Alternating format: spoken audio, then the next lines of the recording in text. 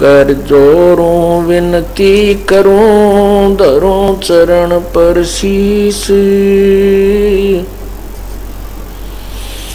गुरु राम देवानंद जी महाराज ने दियो नाम बख्शीस। कोटि कोटि सिजदा करूं, कोटि कोटि प्रणाम। चरण कमल में राखियो, मैं बांदी जाम गुलाम।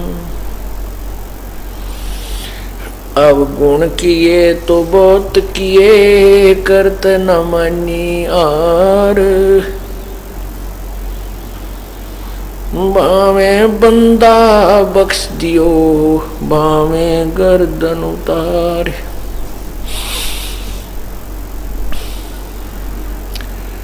अब गुण मेरे बाप जी, बख्शो गरीब नवाज।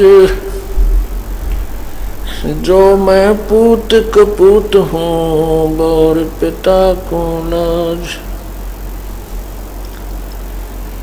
मैं अपराधी जन्म का, नक्सक बरे विकार।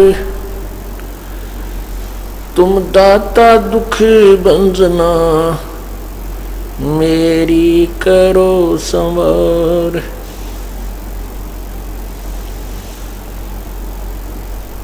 जय इब कै सतगुरु मिले, सब दुख आँखों रो। चरणों ऊपर शीस रखूं, कहूं जो कहनी हो।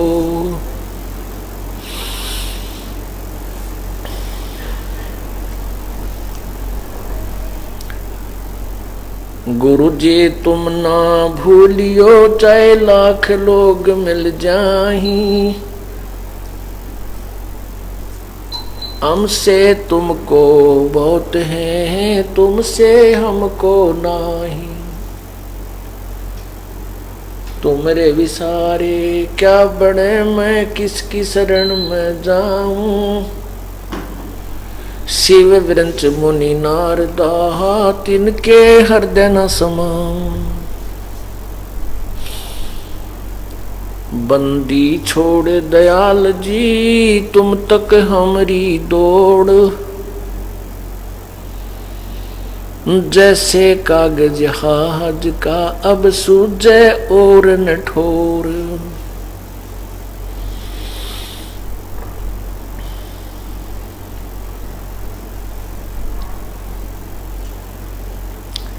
बंदे तू करे बंदगी, जय चावे दीदारी। अवसर मानस जन्म का, भाई मिले न बारंबार।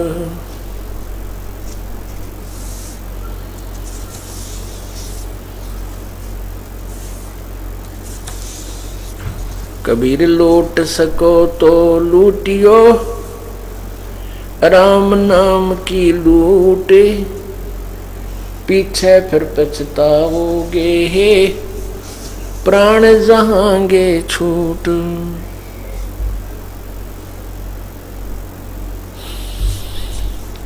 जिन हर की चोरी करी, और गए राम गुण भूल। ते बिदना बागुल किए, रहे उर्द मुख जूली। परम पिता परमात्मा, सारी सृष्टि के रचनहार, कुल मालिक कबीर परमेश्वर, कबीर देव, काल जाल में फंसी हुई हम सभी आत्माओं को अपने निज घर की खबर देने के लिए स्वयं ही आते हैं। वो परमात्मा चारों युगों में आते हैं। सतयुग के अंदर वो सत्सुकृत नाम से प्रसिद्ध होते हैं, और त्रेता में परमात्मा का नाम मुनिंदर ऋषि विख्यात होता है। और द्वापर में करुणा में, कलयुग में वे अपने वास्तविक कबीर देव, कबीर प्रभु, कबीर साहब, कबीर परमेश्वर के नाम से अपने यथार्थ नाम को लेकर ही आते हैं और उसी से प्रसिद्ध होते हैं।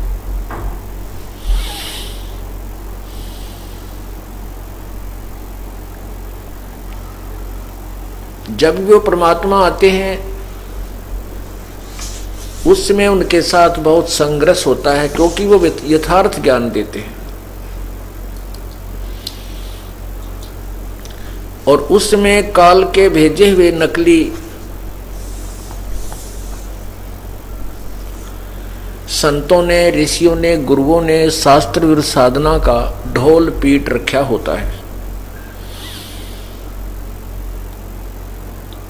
और परमात्मा इस तत्व ज्ञान का प्रचार करने लगते हैं तो उनके जो शिष्य लोग, शिष्यजन जो होते हैं उन नकली गुरुओं के, वो अपने गुरुओं के पास जाकर के कहते हैं कि ऐसे ऐसे वो संत, वो ऋषि, जैसे सत्सुकृत में परमात्मा, सतयुग में परमात्मा सत्सुकृत नाम से आए थे, उसमें संत कहो या ऋषि नाम से प्रकट होते हैं। ऋषि कहलाते हैं, जैसे वर्तमान में संत ज्यादा प्रसिद्ध हो रहे हैं, साधु कहते हैं, उस समय उनको ऋषि ही कहा करते थे। तो सुकृत ऋषि जी ऐसे ऐसे कह रहे हैं, परमात्मा यही लीला करते रहे हैं।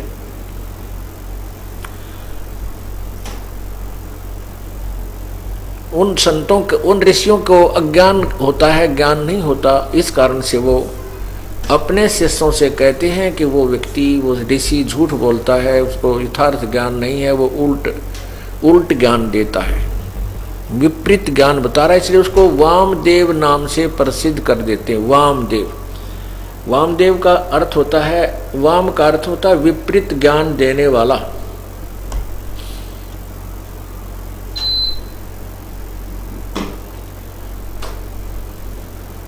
परमात्मा के ज्ञान को ना समझकर उसके उनका और ही जो है व्यंग्यात्मक नाम निकाल लेते हैं।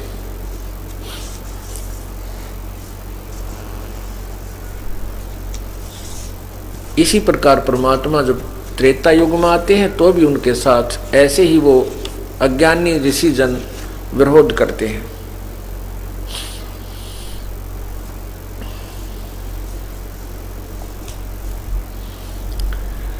इसी प्रकार द्वापर और कलयुग में है।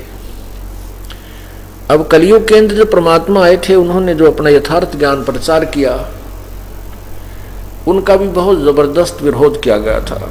उसका कारण यही था कि वो नकली गुरुओं को भय हो गया कि तुम्हारी अब पोल खुलेगी और तुम्हारे शिष्य तुमसे दूर हो जाएंगे, तुम्हारा जो इनकम का सोर्स है, कमाई का धंधा बंद हो जाएगा।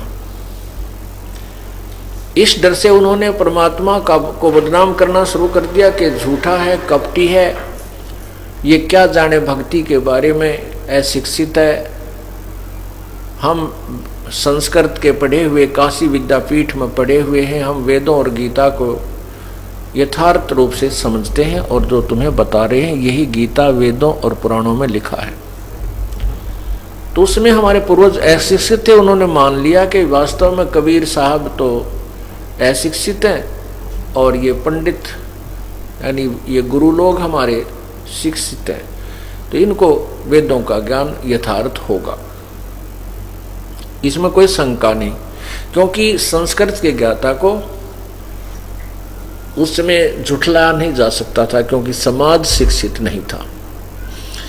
अब हमारे सभी भक्तजन, बहन, बेटी, भाई सब शिक्षित हैं, बुजुर्ग, और वही सदग्रंथ जो पहले केवल संस्कृत में थे अब हिंदी में अनुवादित हैं, और आप और हम हिंदी अच्छी तरह पढ़ सकते हैं क्योंकि हम हिंदुस्तानी हैं। और हिंदी को पढ़ करके हम ये निष्कर्ष निकाल सकते हैं कि वास्तव में इन सदग्रंथों में क्या लिखा है। अब आपके समक्ष वो सदग्रंथ शीशे की तरह दिखाए जा रहे हैं। आप अपनी आंखों से पढ़ रहे हो, सीडी बना दी गई है, टीवी चैनलों पर भी हम कोशिश की है चलवाने की, लेकिन इन अज्ञानी संतों ने नहीं चलने दिया हमारा प्रोग्राम।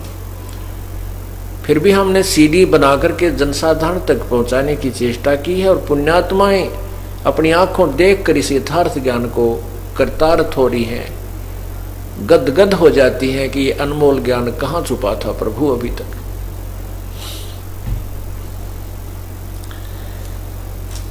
पूर्ण परमात्मा अपनी पुण्यात्माओं को अपनी शरण में लेने के लिए ना जाने क्या क्या कारण बढ़ाते हैं।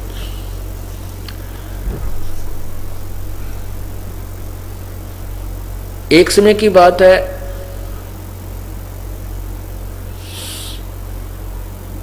कबीर परमेश्वर बनारस में, काशी में सत्संग किया करते थे। परमात्मा के नाम लेने से, परमात्मा की शरण में आने से दुखी जीव सुखी हो जाते थे, निर्धन धनवान हो जाते थे, रोगी स्वस्थ हो जाते थे, और किसी भी प्रकार का जो संकट जिनके ऊपर होता था, जो सच्चे दिल से प्रभु के दिए हुए नाम का जाप करते थे, तो वो हर तरह से सुखी होने लग गए थे।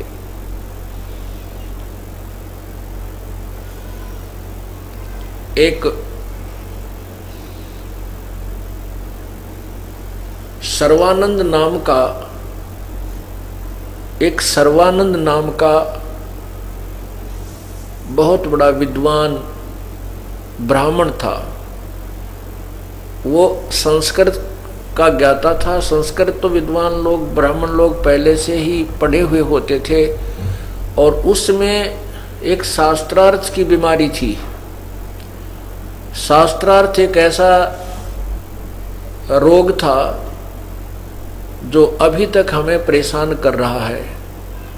शास्त्रार्थ कैसे होता था? एक विद्वान आता था कि मेरे साथ शास्त्रार्थ कीजिए, दूसरा विद्वान यानी पंडित उसके साथ शास्त्रार्थ करता था। दोनों संस्कृत बोलते थे, और श्रोता अशिक्षित होते थे जिनको संस्कृत का ज्ञान नहीं होता था। और जिसने भी संस्कृत अधिक बोल दी, उसी की महिमा हो जाती थी। और जिनको संस्कृत समझ में नहीं आती, वो श्रोता, अशिक्षित श्रोता, अपनी तारी पीट कर उन दोनों विद्वानों की यानी ब्राह्मणों की जय और पराजय का फैसला किया करते थे।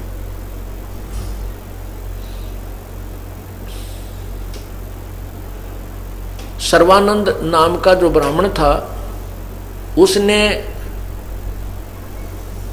अपने उस समय में सभी पंडितों को, ब्राह्मणों को पराजित कर दिया था शास्त्रार्थ में। वो क्या करता था कि एक बैल के ऊपर एक थैला डालकर दोनों तरफ, जैसे गधे का बोरा होता है, ऐसे उसमें एक बोरा डालकर, ऐसे थैला डालकर, उसके अंदर सभी शास्त्र, वेद, चारों वेद, 18 पुराण और 6 उपनिषद, 11 उपनिषद, 6 शास्त्र, रामायण, महाभारत, सुधा सागर, श्रीमद् भागवत सुधा सागर आदि, गीता जी, सभी ग्रंथों को रखा करता था, और व्याकरण आदि भी साथ रखता था। उसने वेदों के मंत्रों को कंठस्थ याद किया हुआ था, पुराणों के भी अध्याय आदि उसने कंठस्थ याद किए हुए थे। उसने आसपास के उस समय के सभी विद्वानों को शास्त्रार्थ में पराजित कर रखा था। उस सर्वानंद ब्राह्मण की एक माता जी, जिसका नाम शारदा देवी था,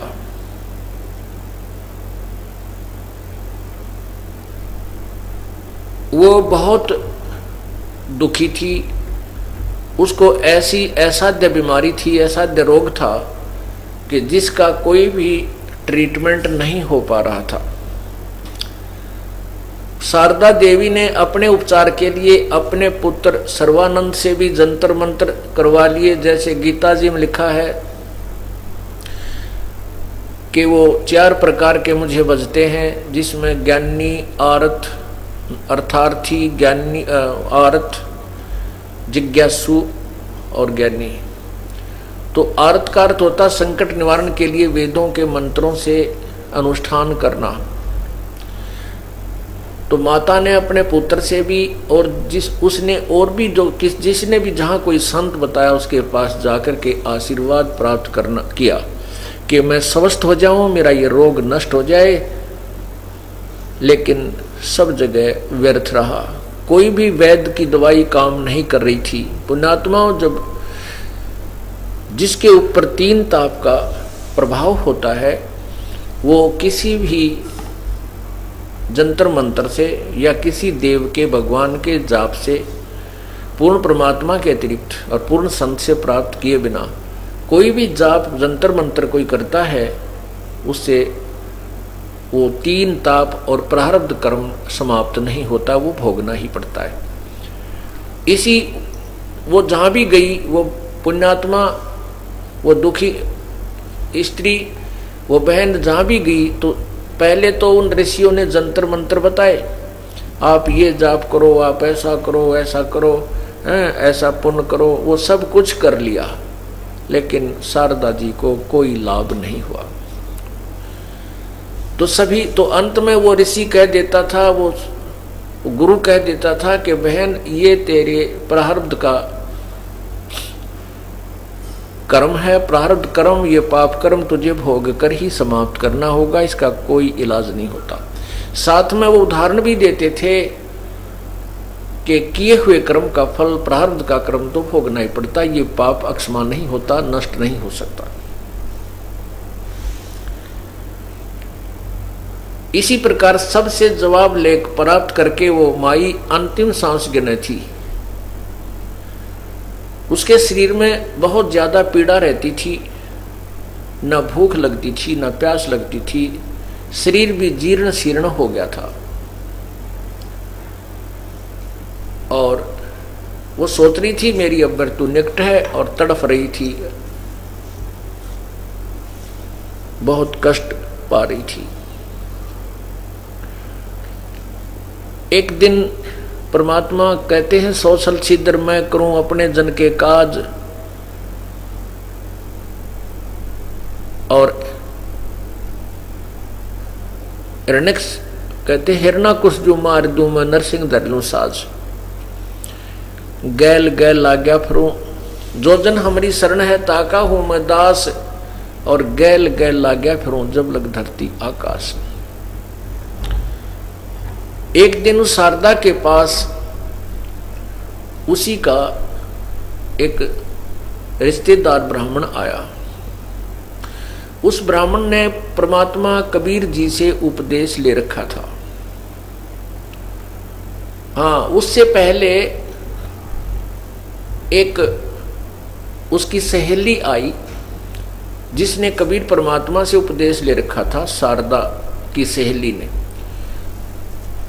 और वो काशी से दूर आसपास किसी नगर गांव की रहने वाली थी, तो वो बहुत कम आ पाती थी। एक दिन उसके मन में आया कि आज अपनी सहेली से भी मिल चलती हूँ और आज सत्संग भी सुनकर आऊंगी सतगुरुदेव का। तो पहले वो अपनी सहेली के पास चली गई। शारदा के उस सतिथि को देखकर उसने कहा, बहन आपको क्या तकलीफ है? आप तो बहुत वीक हो गई हैं, बहुत कमजोर हो गई हो।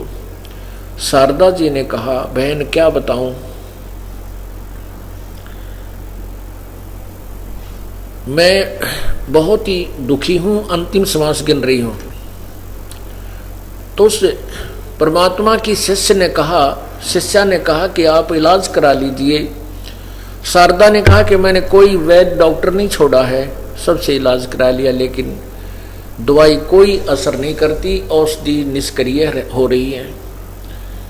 मैंने सब संत, बहुत से जो प्रसिद्ध संत हैं उनसे भी संपर्क साधा है, सभी ने कह दिया है कि ये तेरे प्रारब्ध का कर्म है, ये तुझे भोगना पड़ेगा, इसका कोई इलाज नहीं। बहन, मैं तो अपने अंतिम सांस गिनू हूँ, जो दुख मेरे साथ ही जाएगा, और मेरा कोई नरक जो है, मेरा जीवन नरक हो गया है।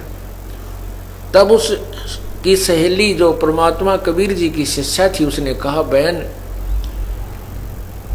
मैं आपसे आपको एक राय देती हूँ, प्रार्थना करती हूँ, आप हमारे गुरुदेव से उपदेश ले लीजिए, आपका ये रोग नहीं रहेगा। अब उस बहन ने बड़े प्यार और श्रद्धा से कहा था कि यदि ये हृदय से गुरुदेव के चरणों में आ जाएगी तो इसका कष्ट संकट निवारण हो जाएगा।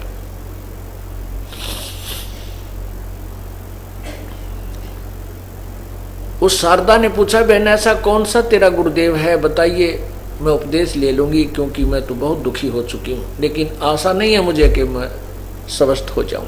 तब उस बहन ने कहा कि मेरे गुरुदेव जी हैं बंदी छोड़ कबीर परमेश्वर जी, कबीर देव। उस शारदा जी ने पूछा कि कहाँ रहते हैं वो। उन्होंने बताया कि आपके साथ ही यहाँ थोड़ी सी दूरी पर एक जुलाहा कॉलोनी है, उसमें रहते हैं। उनकी जाति क्या है, शारदा ने पूछा। बहन ने उत्तर दिया, शिष्या ने, परमेश्वर की शिष्या ने उत्तर दिया कि उसका नाम कबीर है, उसकी जाति जुलाहा है। और बहन, वैसे तो संत की कोई जात नहीं होती। कबीर परमात्मा अपनी वाणी में कहते हैं कि जात ना पूछो संत की, पूछ लीजिए ज्ञान, और मोल करो तलवार का, भाई पड़ी रहने दो म्यान। तो शारदा ने जब ये सुना कि वो जुलाहा जाति से है और हम ब्राह्मण जाति से, उसी समय मस्तिष्क में 3 त्योड़ी पड़ी, 3 सिलवट पड़ी, और कहने लगी, बहन तू मेरा धर्म भ्रष्ट कराना चाहती है। हम उत्तम कुल में जन्म है, और एक नीच जात के जुलाहे को और एक ब्राह्मणी उसको गुरु बनाएगी, हम तो जगत गुरु हैं।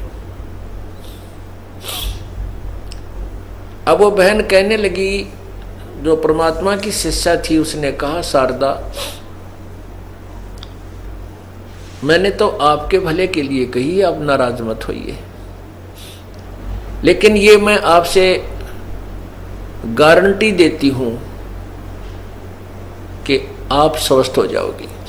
तो वो देखो, कहते हैं लोक लाज में आदमी इतना जकड़ा पड़ा है। शारदा कहने लगी, मैं तो ये रोग भुगत लूंगी, इस दुख को ही भोग लूंगी, पर मैं उस छोटी जाति वाले को गुरु नहीं बना सकती। काल ने ऐसा बांध दिया इस प्राणी को कि इसके जाल से निकल ना जा। वह बहन जो परमात्मा की शिष्या थी, वह उठकर चली गई। वे ठीक है, जैसे आपको उचित लगे ऐसे कर लीजिए, लेकिन ध्यान रखना, ये जात पात 2 दिन की है। आज आपकी मृत्यु हो जाए, फिर क्या पता आप मुसलमान के घर में जन्म ले लो, क्या पता आप किसी और दूसरे घर में जन्म लो, क्या पता आप जुलाहे के घर भी जन्म ले सकती हो। आप ब्राह्मण हो तो, अब्राह्मणी हो तो इस बात पर विचार करो कि मृत्यु के उपरांत ये प्राणी किसी भी जूनी में जा सकता है, किसी भी जाति में जन्म हो सकता है। तो वो कहने लगी, बहन शारदा बोली, तू मुझे घड़ी शिक्षा मत दे, मेरा दिमाग खराब ना करे। तो वह शिष्या जो परमात्मा की थी उठ कर आ गई और कहती है, भगवान देख अंतिम सांस गिना है, और फिर भी आत्म कल्याण का भी इसको जो है ना उत्साह नहीं बना। ऐसे अपने मन में विचार करती हुई सत्संग सुनने आ गई। कुछ दिनों के बाद वो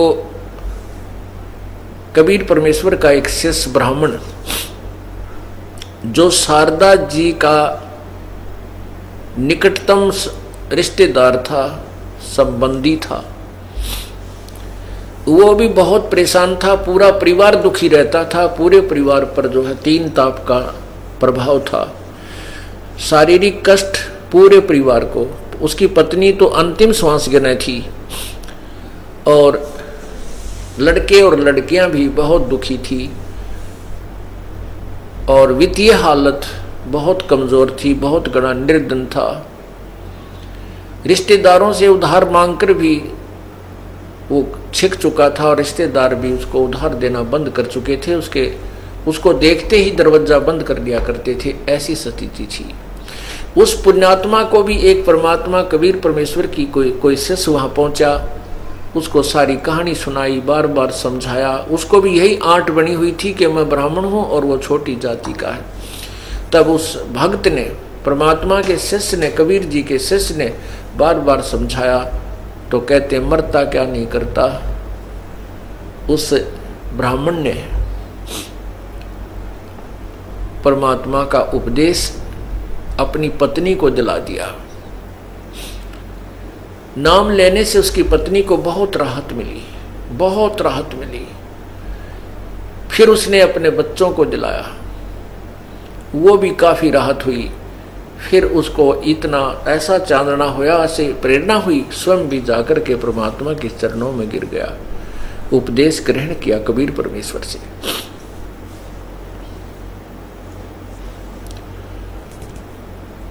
और उसके बाद पूरा परिवार स्वस्थ और घर में ऐसी बरकत होने लगी।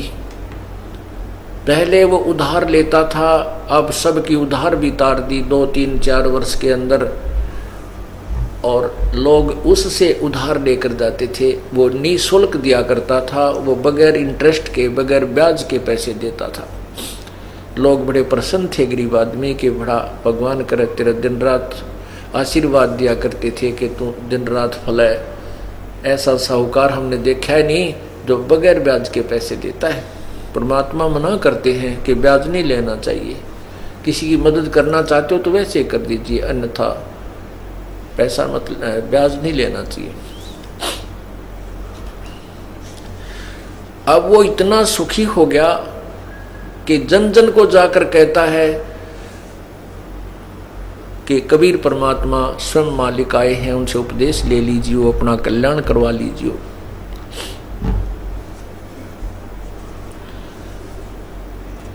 एक दिन उसका जाना हो गया शारदा जी के घर पे। शारदा जी इस बात से परिचित थी कि वो हमारा रिश्तेदार जो उस गांव का है वो बहुत ही महादुखी था और अब वो किसी संत के पास जाता है। वहां जाने से पूरा से परिवार सुखी हो गया है और उसकी वित्तीय स्थिति भी बहुत अच्छी सुधर गई है। ऐसी उसको बातें सुनने को मिला करती थी। एक दिन वो स्वयं ही शारदा के घर पहुंच गया, प्रणाम किया, शारदा से कुशल मंगल पूछी तो शारदा ने कहा क्या बताऊं, मैं तो बहुत दुखी हूँ, बहुत दिनों से भुगत रही हूँ। तो उस रिश्तेदार ने कहा कि क्या आपने कोई ट्रीटमेंट नहीं कराया, इसका उपचार नहीं करवाया।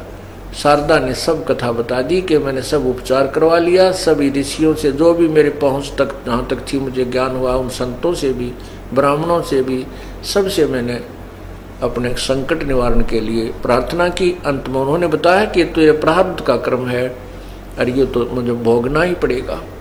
भगवान श्री राम ने भोगा, जो विष्णु अवतार थे, कि उन्होंने श्री कृष्ण रूप में अपना बदला दिया, जो श्री राम रूप में बाली को मारा था वृक्ष की ओट लेकर, और श्री कृष्ण के पैर में तीर मारकर, विषाक्त तीर मारकर उस बाली वाली आत्मा ने बदला लिया, उसको भगवान श्री कृष्ण को मारा। तो इस प्रकार सभी संतों ने मुझे बता रखा है कि तेरे पाप कर्म है, तेरे प्रारब्ध में लिखा है, ये तुझे दंड भोगना ही होगा। तब उस रिश्तेदार ने कहा कि शारदा एक प्रार्थना करता हूं मैं आपसे, इस धरातल पर परमात्मा आए हुए हैं, वो पूर्ण ब्रह्म है, सारी सृष्टि के रचनहार हैं और वो हमारे पूज्य गुरुदेव हैं। आप उनसे उपदेश ले लीजिए, आप स्वस्थ हो जाओगी। मैं आपको दावे के साथ कहता हूं। अब शारदा कहने लगी कि उसने सोचा कि ये ब्राह्मण है, इसने अवश्य ही कोई ब्राह्मण गुरु किया होगा, अर्थात इसने तो कोई उच्च जाति का गुरु बना रखा होगा। तो शारदा ने कहा कि सच मैं ठीक हो जाऊंगी। उस रिश्तेदार ने कहा कि मैं दावे के साथ कहता हूं आप स्वस्थ हो जाओगी, यदि आप श्रद्धा से मेरे गुरुदेव से उपदेश ले लोगी। तो शारदा ने कहा कि आप शीघ्र बताइए, मैं उपदेश लूंगी। तो उसने बताया आपके गुरुदेव का नाम क्या है, कहाँ रहते हैं, क्या जाति है। उन्होंने बताया कि हमारे गुरुदेव का नाम कबीर, परमात्मा कबीर बंदी छोड़ है, और यहीं आपके कॉलोनी से थोड़ी सी दूर वो जुलाहा कॉलोनी में रहते हैं। वह समझ गई उसी समय, क्या वो धानक कबीर, वो जुलाहा कबीर नीरू का पुत्र? वो उनका रिश्तेदार कहने गया कि सही बोली आप, बिल्कुल वही। तो कहने लगी तुझे शर्म नहीं आती, अब ब्राह्मण होकर एक नीच जाति से उपदेश लिए हुए हो, धिक्कार है तुझे। तब वो कहने लगा शारदा ये बात आपकी ठीक है, क्योंकि यही मोतियाबंद मुझे हो चुका था जो आपको है, जाति और पाति का, ऊंच और नीच का। इस ऊंच नीच के चक्कर में मेरा पूरा परिवार विनाश को प्राप्त हो चुका था। मेरी वो दुर्गति थी, तू अपरिचित नहीं है।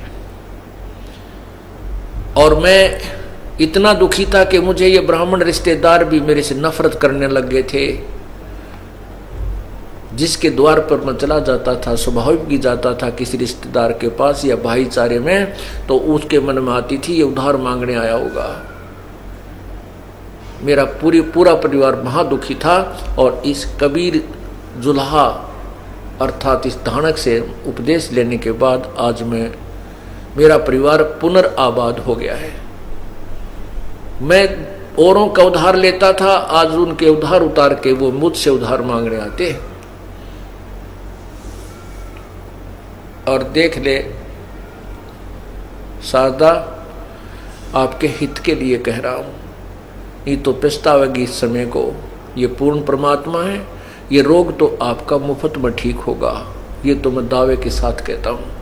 लेकिन आपको वो अमृत ज्ञान मिलेगा जिसको आप सोच भी नहीं सकती कि कहीं पृथ्वी पर कोई ऐसा ज्ञान बताने वाला संत भी विद्यमान है। शारदा कहने लगी मेरे आगे ये बात चलाने की आवश्यकता नहीं है, मेरे सामने ये जिक्र फिर मत करना। कति कट्टर ब्राह्मणी थी, मरना मंजूर। देख काल ने कैसा मान दिया मेरे को। ये जात हमने बनाई, परमात्मा ने नहीं बनाई।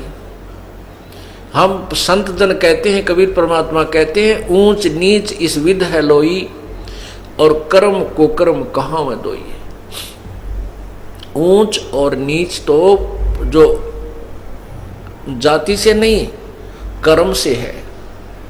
जो शराब पीता है, मांस खाता है, लूट करता है, जीव हिंसा करता है, चोरी करता है, ठगी करता है, बुरी नजर से बहन बेटियों को देखता है, वो नीच है, वो चाहे किसी जाति का है। और जो इन विकारों से दूर है, परमात्मा की सत भक्ति करता है, वो संत भक्त है और ऊंच है। ऊंच नीच इस विध है लोई, कुर्म कुक्रम सुक्रम कुक्रम कहाँ में दोई। अच्छे और बुरे कर्मों से ऊंच नीच होता है, जाति ऊंच नीच नहीं होती।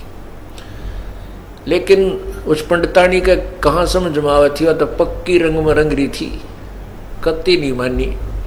ने बोली आपने खाना बना रखा है, रोटी खा लो, विश्राम करो, पर यह चर्चा मेरे से मत करो। क्या कहते हैं, कबीर पिछले पाप से हरि चर्चा ना सुहावे, के ऊँघे के उठ चले के और बात चलावे। पिछले पाप ते परमात्मा की चर्चा नहीं सुहावे, अच्छी नहीं लगती, और के ऊँघन लग जाएगा ना और कोई बात छेड़ देगा। उससे बाईपास हो जाएगा भगवान की चर्चा से। तुलसी साहब कहते हैं, तुलसी पिछले पाप ते हरि चर्चा ना भावे, और जैसे जबर के बेगते भाई भूख बेदा हो जावे।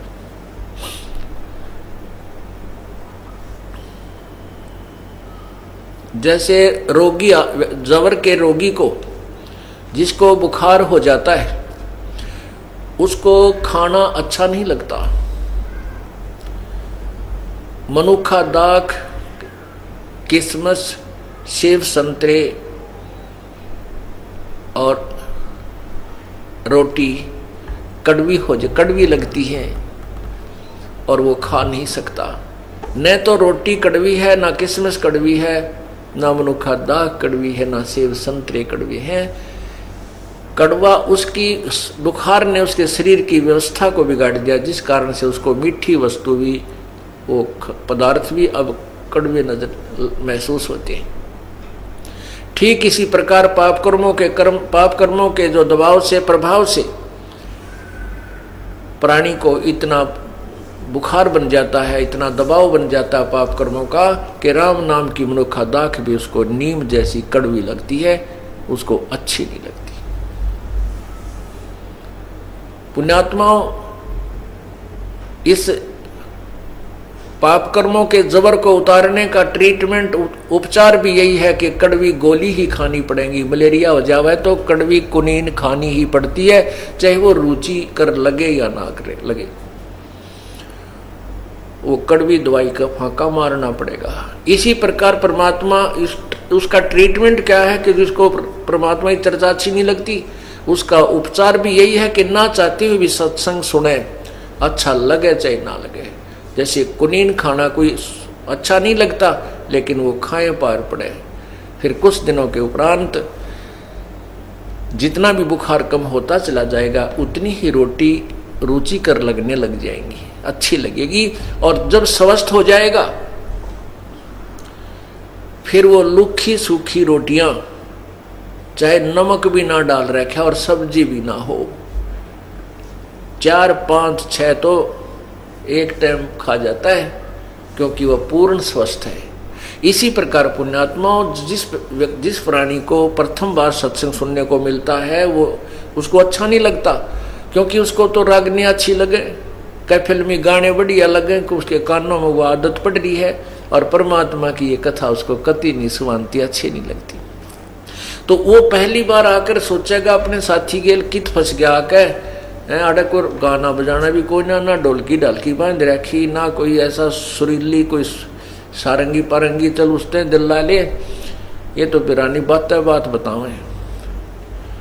तो वो उसको एक बार तो दिक्कत आएगी, क्योंकि वो अभी रोगी है, जवर है उसको, और इस सत्संग रूपी जो कुनीन है, सत्संग रूपी जो दवाई है, ये दोनों काम करेगी। आप जूता पहन लो, भविष्य में कांटा ना लगेगा। तो पुण्यात्माओं, कांटा लगे पैर में जूता पहना नहीं जा सकता, वो तो कांटा निकले जो पीड़ा बना रहा है, और फिर वो व्यक्ति इस भय से जूता पहने कि कहीं फिर कांटा ना लग जाए, वो भयंकर पीड़ा मुझे फिर दुखी करे। इसी प्रकार जो पाप कर्म के कांटे प्राणी को लगे हुए होते हैं, और उसको फिर समझदार व्यक्ति उसको कांटे को निकाले और फिर कहे कि भाई फिर सलाह दे के जूता पहना कर कहीं फिर ना लग जाए, तो वो बिल्कुल ठीक है, क्योंकि अब वो कांटा निकल गया तो जूता पहना जाएगा, और वो इस डर से पहनेगा कहीं फिर बात ना बिगड़ जा।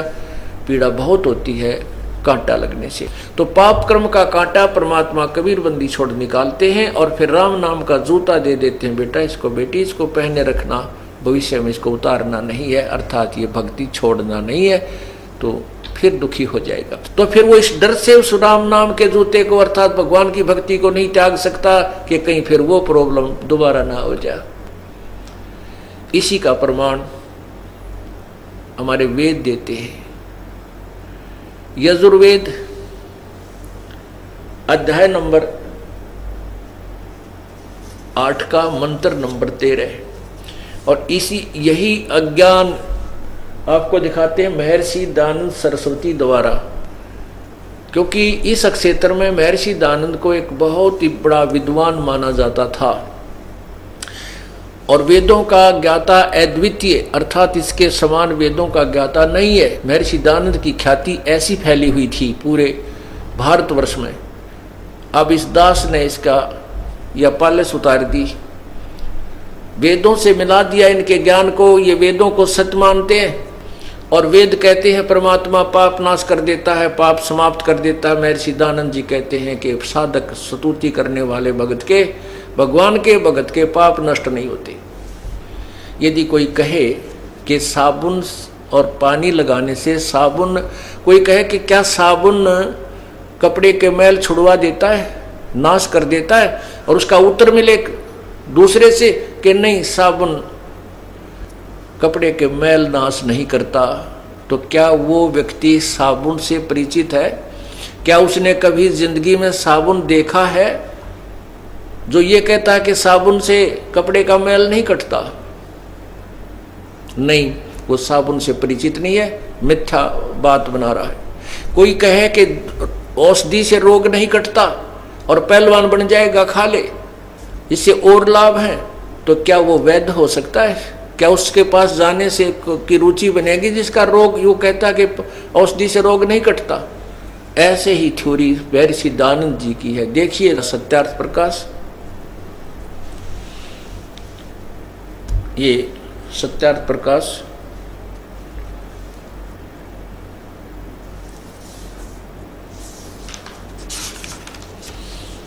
अथ है, सत्यार्थ प्रकाश है।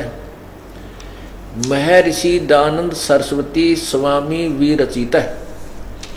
और कहाँ से छपा है? प्रकाशक है वैदिक यति मंडल, दयानंद नगर, दयानंद मठ, दीनानगर, पंजाब। और ये कहाँ से छपा है ये देखिएगा, प्रकाशक है वैदिक यति मंडल, दयानंद मठ, दीनानगर, पंजाब। और ये प्रकाशक कहाँ से है? मुद्रक छपा कहाँ से है? आचार्य प्रिंटिंग प्रेस, दयानंद मठ, गोहाना मार्ग, रोहतक। समोल्लास नंबर 7 में, पृष्ठ नंबर 155 पे ये देखिएगा। समोल्लास 155, समोल्लास सप्तम समोल्लास, पृष्ठ 155। किसी ने प्रश्न किया स्वामी जी से, प्रश्न, परमेश्वर की स्तुति, प्रार्थना और उपासना करनी चाहिए व नहीं? उत्तर, करनी चाहिए। स्वामी दयानंद जी कहते हैं। प्रश्न करने वाला कहता है, क्या स्तुति आदि करने से ईश्वर अपना नियम छोड़ स्तुति प्रार्थना करने वाले का पाप छुड़ा देगा? उत्तर महर्षि जी का नहीं। तो प्रश्नकर्ता कहता है, तो फिर स्तुति प्रार्थना क्यों करना? वे किस लिए भक्ति करें जब उसके पाप पर नहीं कटेंगे? उत्तर स्वामी जी का, उनके करने का अन्य फल, अन्य का फल अन्य ही है। प्रश्न क्या? उत्तर, स्तुति से ईश्वर में प्रीति, उसके गुण कर्म स्वभाव का, से अपने गुण कर्म स्वभाव का सुधरना, स्वभाव का सुधरना। प्रार्थना से निरअभिमानता, उत्साह और साहे का मिलना। उपासना, उपासना से परब्रह्म से मेल और उसका साक्षात्कार होना। अब यहाँ स्वामी जी देखना, इस 154 पृष्ठ पर कह रहे हैं कि प्रश्न करने वाले ने पूछा, परमात्मा ईश्वर साकार है व निराकार? उत्तर मिला के निराकार। स्वामी जी कहते हैं उत्तर निराकार है, परमात्मा निराकार है। और यहाँ पर कह रहे हैं कि उपासना करने से, 155 पे, उपासना करने से परब्रह्म से मेल और उसका साक्षात्कार होना। ओए होए, 2 सिद्धांत फेल हो गए स्वामी जी के इस 155 पृष्ठ पे 7वें समोल्लास में। कौन कौन से? एक तो निराकार वाला सिद्धांत फेल हो गया, क्योंकि साक्षात्कार और मिलन तो साकार से होता है, निराकार से नहीं होता।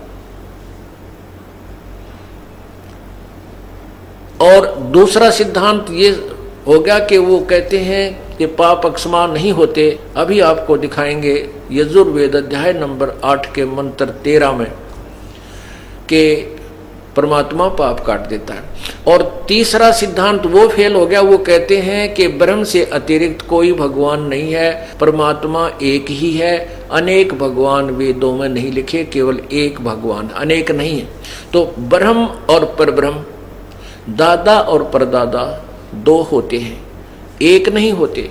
तो परब्रह्म शब्द इन्होंने खुद लिखा है कि वो साधक साधना करने से पाप तो अक्षमा नहीं होते, वो पापी आत्मा परब्रह्म से मिल लेता है, यानी ब्रह्म से भी दूसरे भगवान को। अब देखिएगा इसी 7वें अध्याय का 7वें समोल्लास में प्रारंभ में ही पूछा किसी ने प्रश्न, ये 7वां समोल्लास है, स्टार्ट यहीं से होता है, ये अथय 7वां समोल्लास है। और इसमें ये पूछा किसी ने कि प्रश्न, वेद में ईश्वर अनेक हैं। प्रश्नकर्ता ठीक कह रहा है कि वेद में ईश्वर अनेक हैं, इस बात को तुम मानते हो वा नहीं? उत्तर, नहीं मानते। स्वामी जी कहते कि नहीं, कहीं भी अनेक ईश्वर नहीं है, दो भगवान नहीं है, क्योंकि चारों वेदों में कहीं यह नहीं लिखा है जिससे अनेक ईश्वर सिद्ध हों, किंतु यह तो लिखा है कि ईश्वर एक है। अब स्वामी जी ये भी बताते हैं कि ये देखिएगा प्रथम समोल्लास में स्पष्ट कहते हैं कि ईश्वर ब्रह्म ही ईश्वर एक है, ब्रह्म है। प्रथम समोल्लास ये पृष्ठ नंबर 15 पे यहाँ स्पष्ट कर रहे हैं कि ओम आकाश और खम, ये लिखा है खम, यह देखना, सबसे बड़ा होने से ईश्वर का नाम ब्रह्म है। ईश्वर का नाम ब्रह्म बताया इन्होंने, ये देखना, ईश्वर का नाम ब्रह्म है। और यहाँ क्या कहते हैं कि ईश्वर एक है, वेदों में कहीं नहीं लिखा, एक ही ईश्वर अर्थात ब्रह्म है। और यहाँ स्वयं ही ये परब्रह्म कह रहे हैं कि उस साधना से परब्रह्म से मेल और उसका साक्षात्कार होना, परब्रह्म से मेल और उसका साक्षात्कार होना। अर्थात ब्रह्म तो इन्होंने फाइनल कर दिया कि ब्रह्म ही ईश्वर का नाम ब्रह्म है। और ये कहते परब्रह्म से मिल जाता है दूसरे भगवान से, पर माने सेकंड, अनोदर, जैसे उस ब्रह्म से भी ऊपर का सुप्रीम परमात्मा है, जैसे दादा से दूसरा परदादा, दूसरा दादा, दादा का भी पिता। तो ऐसे दो ब्रह्म सिद्ध हो गए परब्रह्म से। तो इस स्वामी दयानंद जी के 7वें अध्याय के यानी सत्यार प्रकाश में 7वें समोल्लास में ये दो सिद्धांत तो उसने स्वयं फेल कर दिए। और तीसरा उपदेश करेगा कि परमात्मा पाप नहीं काटता, ये वेद कर देंगे, यजुर्वेद करेगा। अब देखना,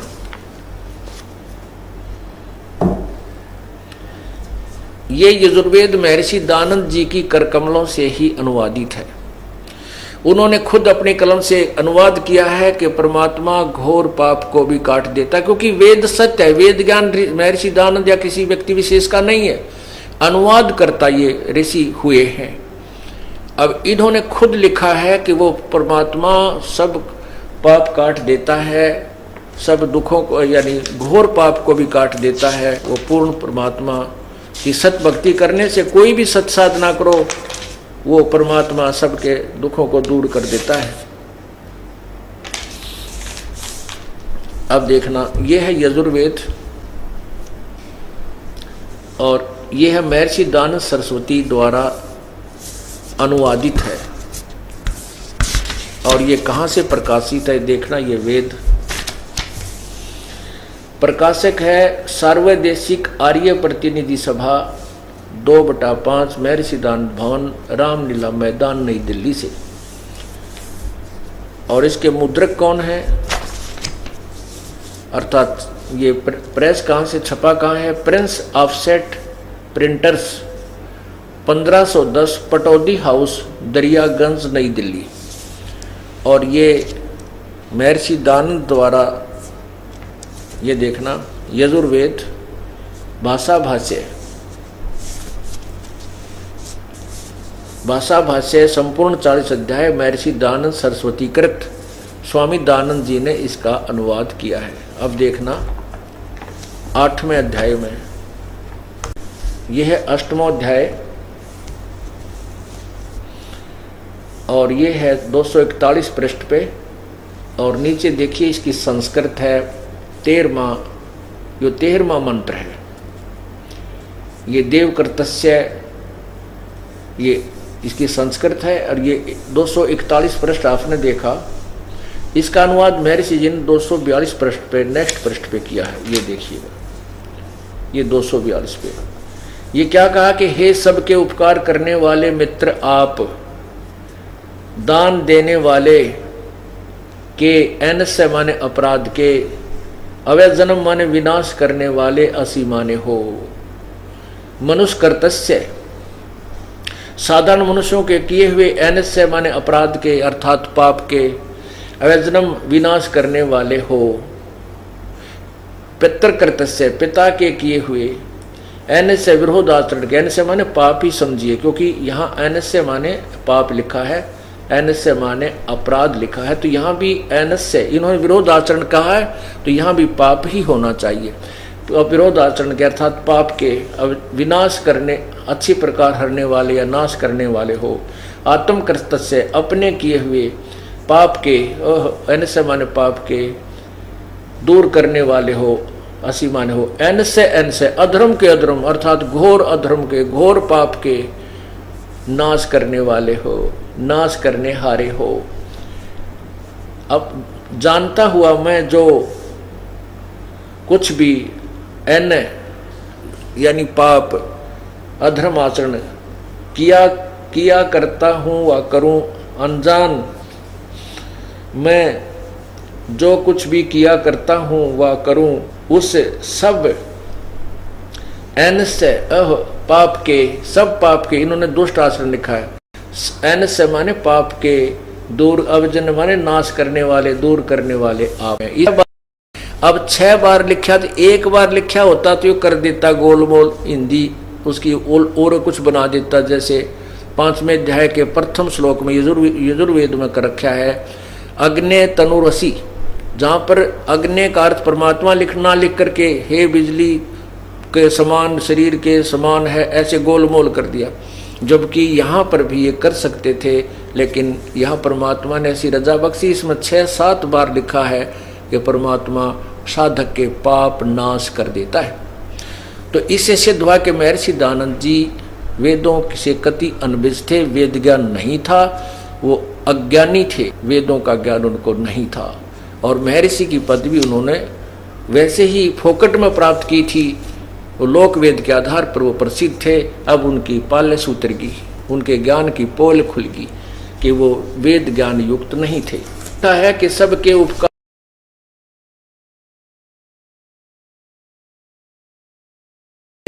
गुमराह करने वाले ये भी कर देते हैं, क्योंकि जिन लोगों का ज्ञान समाप्त हो जाता है वो झूठ का सहारा लेते हैं। तो हमने समाचार पत्रों में ये जो का तो लेख लिखा करते थे और जनसाधारण के समक्ष हम भेजा करते थे, तो वो भी विरोध में कुछ ऊटपटांग विज्ञापन या कोई समाचार से उत्तर देते थे। वो कहते थे उसमें 8वें अध्याय के 13वें श्लोक में तो लिखा है मित्र भगवान, थोड़ा लिखा है कि परमात्मा रोग दुख दूर करता है। यानी फिर भी उन लोगों ने स्वीकार ना करके, इन आचार्यों ने जो सत्यार प्रकाश को बेच कर रोटी खा रहे हैं, उन्होंने सच्चाई जनता को गुमराह करने के लिए ये प्रश्न भी किए। अब पुण्यात्मा और सत्यार प्रकाश में महर्षि दयानंद जी खुद कहते हैं मित्र का अर्थ परमात्मा समझिए। वही जहाँ मित्र शब्द वेदों में लिखा जाता है, वैसे तो संस्कृत में मित्र शब्द नहीं है वेदों में, वेद के उस 8वें अध्याय के 13वें श्लोक में, लेकिन इसने खुद वहाँ मित्र लिख दिया कि जनसाधारण ने सोचा किसी मित्र ने कह रखी होगी, भगवान के विषय में नहीं है, भगवान नहीं करता। अब देखिए एक प्रथम समोल्लास, ये सत्यार प्रकाश वही,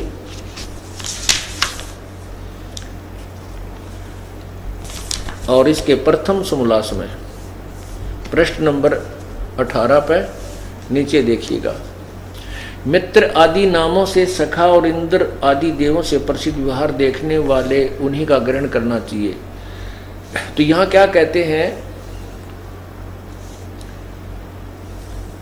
ये क्या लिखा है, जो सबसे स्नेह करे और सबको प्रीति करने योग्य है वह है परमेश्वर, सबका सच्चा मित्र है, इससे परमेश्वर का नाम मित्र है। में लिखा यजुर्वेद के 8वें अध्याय के 13वें श्लोक में इन्होंने अपनी तरफ से लिखा है, वेद के संस्कृत में नहीं है वो, कि हे सबके उपकार करने वाले मित्र। मित्र की समय स्थान पर हम लिख लें कि हे सबके उपकार करने वाले प्रभु ईश्वर परमात्मा, जो महर्षि स्वयं कहते हैं कि मित्र परमात्मा के नाम को समझना चाहिए, मित्र का अर्थ परमात्मा ही समझे।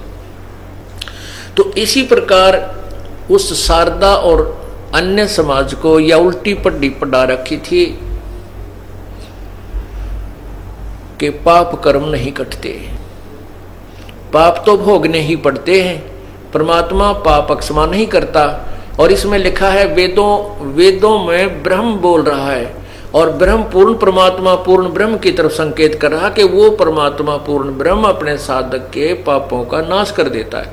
ब्रह्मा विष्णु महेश जी की साधना से, ब्रह्म तक की साधना से, परब्रह्म तक की साधना से पाप नाश नहीं होते, पूर्ण परमात्मा की भक्ति से पाप नाश हो जाते हैं, समाप्त हो जाते हैं। परमात्मा कबीर बंदी छोड़ कहते हैं, जब ही सतनाम हृदय धरो भयो पाप को नासे, जैसे चिंगारी अग्नि की पड़े पुराने गासे।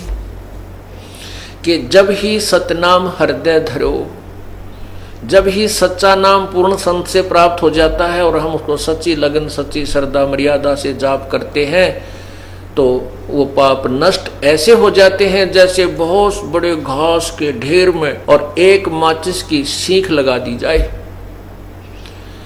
वो चिंगारी अग्नि की पूरे सूखे घास को चाहे 1000 लाख मन पड़ा हो, लाख टन पड़ा हो, वो जलाकर भस्म कर देती है, सभा कर देती है, उसका राख बन जाती है, खाक बन जाती है और वो हवा में उड़कर वो स्थान भी साफ हो जाता है। और ये नकली गुरु, झूठे गुरु और ये ऋषि महर्षि, ये झूठे जो वेद ज्ञान से अपरिचित थे, ये दुनिया को भ्रमित कर गए क्योंकि उनको यथार्थ ज्ञान नहीं था। वो ब्रह्म से आगे किसी को नहीं जानते थे, जबकि परब्रह्म पूर्ण ब्रह्म ये अन्य शक्तियां और हैं। अब शारदा जी को बड़ा आनंद आया और कहा, परमात्मा मुझे उपदेश दे दो। प्रभु ने कहा कि शारदा, दुनिया तेरी हंसी करेगी, ब्राह्मण लोग तेरा मजाक करेंगे।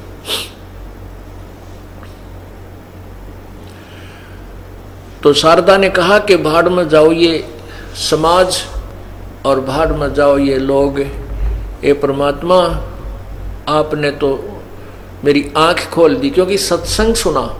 परमात्मा ने कहा कि बैठ जा, नाम बाद में दूंगा, पहले तू सत्संग सुन ले। और परमात्मा ने वो अमृत वर्षा की, वो ज्ञान भी समझ में आ गया, क्योंकि जब उसके दुख दूर हो गए तो फिर वो क्या समझा भगवान और कौन है।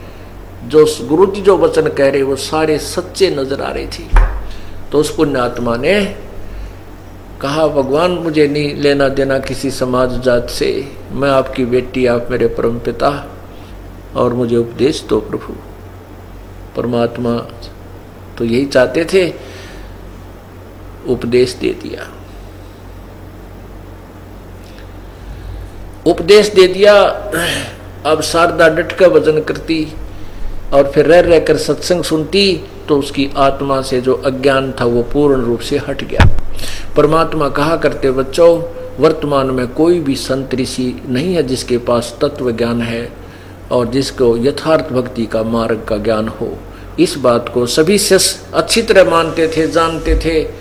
और साथ में वो दुखी आत्मा, क्योंकि वहां आकर वही लोग आते थे जो महादुखी थे, सुखी तो कोई एकाध भगवान ही आता था, और सभी दुखी सुखी हो गए थे। इस प्रकार परमात्मा के 64 लाख शिष्य हो गए थे। 64 लाख। आज से 600-550 वर्ष पहले विचार करो, 64 लाख शिष्य हो जाना कोई मामूली बात नहीं है। जबकि हिंदुस्तान की उस समय 550-600 वर्ष पहले कुल 4 करोड़ आबादी होगी मुश्किल तय, और उसमें से 64 लाख शिष्य हो जाना ये कोई बालकों का खेल, उसमें तो कोई मीडिया भी नहीं था, ना कोई टीवी चैनल थे कि भी एक आदमी एक जगह से अपना प्रचार करके सबको सुना सकता है। तो ये कैसे रजा हुई थी परमात्मा की? ऐसे ही जोत के जोत जली थी। 120 वर्ष तक परमात्मा रहे थे इस पृथ्वी पर, एक साधारण मनुष्य का, एक आम भगत संत की तरह जीवन जीकर और जनता का कल्याण किया था। तो उसमें ऐसे ही जोत के जोत जली थी, जो सुख हो जाता विश्वों को जाकर बताता, कोई रिश्तेदार को सुनाता, कोई मित्र को सुनाता, कहीं राह चलते को जिक्र करता। ऐसे 64 लाख से प्रभु के हो गए थे। एक दिन उस सर्वानंद ने, जो शारदा जी के पुत्र थे, वो विद्वान ब्राह्मण जिसने उस समय के सभी विद्वानों को पराजित कर दिया था शास्त्रार्थ में, तो उसके मन में ये आया कि मैं अपना नाम सर्वाजीत रखवा लूं। सर्वाजीत, सर्वाजीत का अर्थ होता है जिसने सब पर विजय पा ली हो, सर्वाजीत। तो उसने अपनी मां से प्रार्थना की कि माता जी मेरा नाम आप चेंज कर दो, बदल दो, मेरा नाम सर्वाजीत रख दो। तो माता ने कहा बेटा क्यों, सर्वानंद कौन सा बुरा नाम है, ये भी बहुत अच्छा नाम है। तो उसने कहा सर्वानंद ने कि माता जी मैंने आसपास के इस पृथ्वी पर जितने भी विद्वान पुरुष हैं, ब्राह्मण हैं, वो ज्ञान में शास्त्रार्थ में पराजित कर दिया है, और मैं इसलिए अपना नाम सर्वाजीत रखवाना चाहता हूं कि सर्वाजीत नाम से सभी जान जाएं कि यो वो व्यक्ति है जिसने सबको पराजित कर दिया, सब पर विजय पा ली है। अब शारदा जी बोली बेटा ठीक है, मैं अपने बेटे का नाम बदल दूंगी, आप एक संत को, एक ऋषि को और पराजित कर दे। सर्वानंद कहने लगा बताओ माता जी कौन है वो? कि वो मेरे पूज्य गुरुजी कबीर बंदी छोड़ हैं, आप उनको शास्त्रार्थ में हरा के और उनसे लिखवा लाना, फिर मैं तुझे सर्वानंद के नाम से पुकारूं, सर्वाजीत के नाम से पुकारूंगी, नहीं तो बेटा मैं तुझे सर्वानंद, सर्वाजीत नहीं कहूंगी, मेरी तरफ से सर्वानंद ही रहेगा। अब सर्वानंद जी ने कहा ए माता जी आपने भी किसका नाम ले दिया, अनपढ़ अशिक्षित, वो क्या जाने शास्त्रों के बारे में। अभी जाता हूं, अभी गया और अभी आया, उसको तो 2 मिनट में पराजित करके आऊंगा। माता बोली ठीक है पुत्र, लेकिन कुछ प्रमाण दो से लाना। ठीक है माता जी। अब वो क्या करता था, अपना वो सारा साजबाज बैल के ऊपर रख कर एक थैले में चल पड़ा।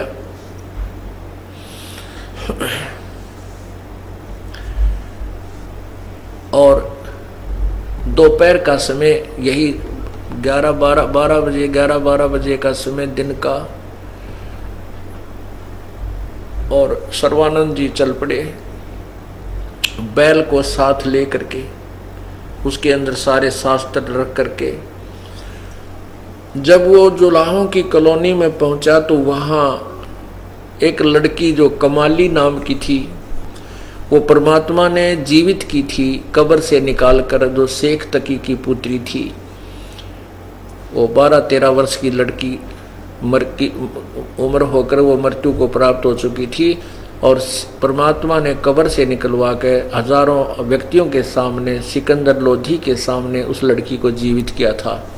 उसके बाद वो लड़की परमात्मा के साथ रहा करती थी, और परमात्मा वो अपनी पुत्री की तरह उनको रखा करती थी। तो कमाली ना लड़की उस जुलाहों के कुएं पर पानी भर रही थी, कुएं से पानी निकाल रही थी बाल्टी के द्वारा रस्सी बांध के, और उधर से परमात्मा ने ऐसी कृपा की कि सर्वानंद को बहुत जबरदस्त प्यास लगी। इतनी प्यास लगी कि अगर 10 मिनट पानी ना मिला तो प्राण निकल जाए, ऐसी स्थिति होगी। परमात्मा के नहीं कर दे, मरोड़ तोड़ काटने के लिए, मन की बंक निकालने के लिए परमात्मा 100 क्रिया कर सकता है, 100 कारण बना देता है। अब उस ज्यों ही सर्वानंद जी ने उन जुलाहों की कॉलोनी में प्रवेश किया और एक ब्राह्मण का जुलाहों के घर में आना, नगरी में आना, कॉलोनी में आना एक बहुत बड़ी बात होती थी। उस समय बहुत ज्यादा छुआछात थी और वो भी सर्वानंद जैसे ब्राह्मण को जो वेदों को लिए हुए फिर रहा था। ज्यों ही वो कॉलोनी में प्रवेश किया तो जुलाहे लोग, कॉलोनी के व्यक्ति अपने अपने घरों से बाहर निकलकर देख रहे हैं ये ब्राह्मण कहाँ जा रहा है, ये किसके यहाँ जाएगा, किसके साथ वाद विवाद किया जाएगा। देख रहे थे जैसे गांव में हाथी आ जा, बालक देखा करें, गांव वाले दूर दूर खड़े होकर के देखते हैं छतों पर चढ़ के, ऐसे देखने लगे। और वो देख रहे थे, सर्वानंद को बहुत जबरदस्त प्यास लगी। उसने कहा बेटी पानी पिलाना। लड़की ने जल निकाला और सर्वानंद को पिला दिया। ऐसे हाथ से पानी सर्वानंद ने पी लिया और लड़की ऊपर से बाल्टी से डाल रही है। जब उसने पानी पी लिया, जब देखा कोई देख तो नहीं रहा है, दुल्हा मुझे देख, ऐसे देखा तो चारों तरफ सभी देख रहे हैं। तो उसने सोचा तेरी बेइज्जती होगी, लोग नो कहेंगे जुलाहे के छोटी जाति वालों का पानी पी लिया ब्राह्मण ने। तो उस अपने गलती को सुधारने के लिए लड़की से गुस्सा होकर बोला, ए लड़की ये कौन सी जाति का कुआं है। लड़की ने कहा, कमाली ने कहा, पंडित जी जुलाहों की कॉलोनी में जुलाहों का ही कुआं होता है। तो पंडित स्वामी सर्वानंद जी कहता है कि लड़की तूने पहले क्यों नहीं बताया मेरे से कि ये ब्राह्मण जुलाहों का कुआं है।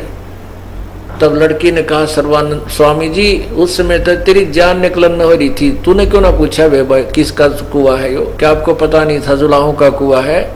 जब तो तेरी जान जाने वाली थी तब तो जात पात तुझे नजर नहीं आई, अब तेरा पेट भर गया, जान बच गई तो बकवाद भा रही है तुझे। अब कहता किसका कुआं है, कौन सी जाति का, क्यों पाखंड कर रहा स्वामी जी। तो वो कहने लगा, ए लड़की ये बता वो जानती है यहाँ कोई एक कबीर नाम का कोई व्यक्ति रहता है। लगी हाँ जानती हूं मैं, आ जाओ मेरे पिताजी हैं, मेरे साथ साथ आ जाओ, मैं उनका घर आपको हमारे घर आ जाओ। अब लड़की पानी भरकर चल पड़ी, वो सर्वानंद पीछे पीछे पहुंच गया और वो लड़की थोड़ी जल्द सीगर चल के परमात्मा से कहने लगी, पिताजी एक ब्राह्मण आवा है, आ रहा है, वो बैलों के ऊपर ना बहुत घनी किताबें रखे हुए हैं और आपको पूछ रहा है, लगता आपके साथ कोई वाद विवाद करेगा। परमात्मा बोले, बेटी कोई बात नहीं, आने दो, बड़ी अच्छी बात है। विद्वान पुरुष आ रहे हैं, हम उनसे कुछ ज्ञान ग्रहण कर लेंगे, अगर हमारे से कोई बातचीत चलेगी तो कुछ ज्ञान ग्रहण करेंगे। इतने में वो लड़की बाहर आई तो देखा, कहा कि सर्वानंद भी पहुंच गया, द्वार पे खड़ा होगा बैल समेत। लड़की ने कहा, आ जाओ, आओ पंडित जी, मेरे पिताजी अंदर बैठे हैं, आ जाओ अंदर। तो सर्वानंद कहने लगा, लड़की मेरा ये लोटा पानी से भर दे। एक खाली लोटा ले रखा था सर्वानंद ने। तो लड़की ने वो पानी लोटे में डालना शुरू किया।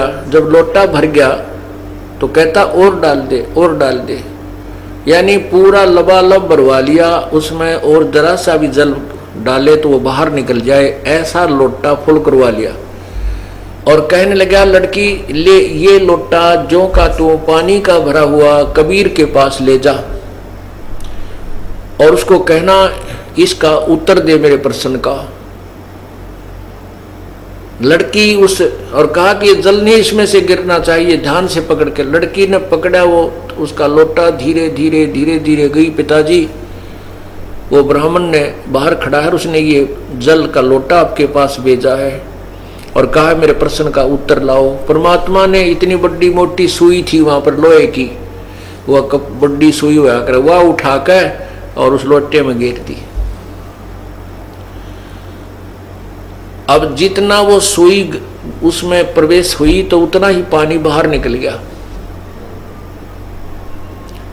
इतना भरा हुआ था। तो कहते हैं, कहा कबीर परमेश्वर ने कहा, बेटी ये लोटा वापस ले जा। और सर्वानंद को दे दे।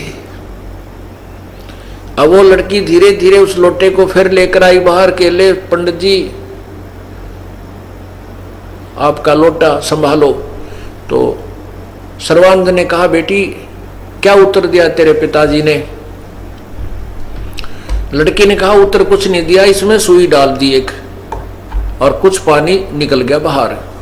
सर्वानंद अंदर आया और कहा कि कबीर तूने मेरे प्रश्न का क्या उत्तर दिया? परमात्मा ने कहा, तो आपका प्रश्न क्या है स्वामी जी, बोलिएगा।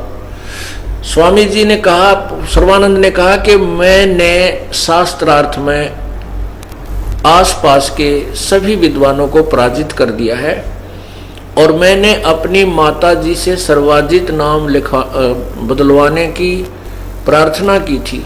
मेरी माता ने शर्त रख दी है कि मैं कबीर को पराजित कर दूं शास्त्रार्थ में तो वो मुझे सर्वाजित से संबोधित करेगी, इसलिए मैं आपसे शास्त्रार्थ करने आया हूं। और मेरा कहने का तात्पर्य ये लोटा पानी का भरा हुआ आपके पास भेजने का मेरा जो प्रश्न है कि मैं ज्ञान से परिपूर्ण हूं और तेरा ज्ञान मेरे अंदर नहीं समाएगा। मैंने लोटा इसलिए और फ्लो करके भेजा था कि और जल इसमें डलेगा तो वो जल बाहर ही जाएगा, लोटे में नहीं समाएगा।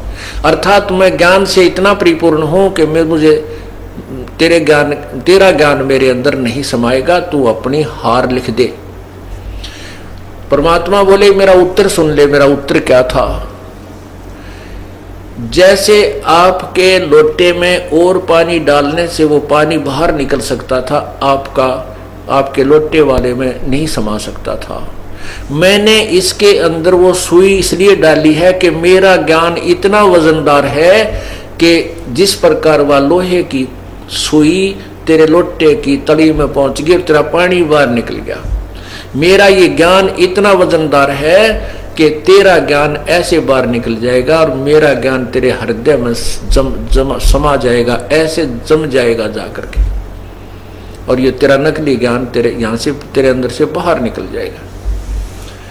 अब और इस प्रकार जब ये वार्ता होने लगी तो आसपास के वो अशिक्षित यानी जिनको अक्षर ज्ञान नहीं था वो जुलाहे आगे वार्तालाप सुनने के लिए, शास्त्रार्थ सुनने के लिए।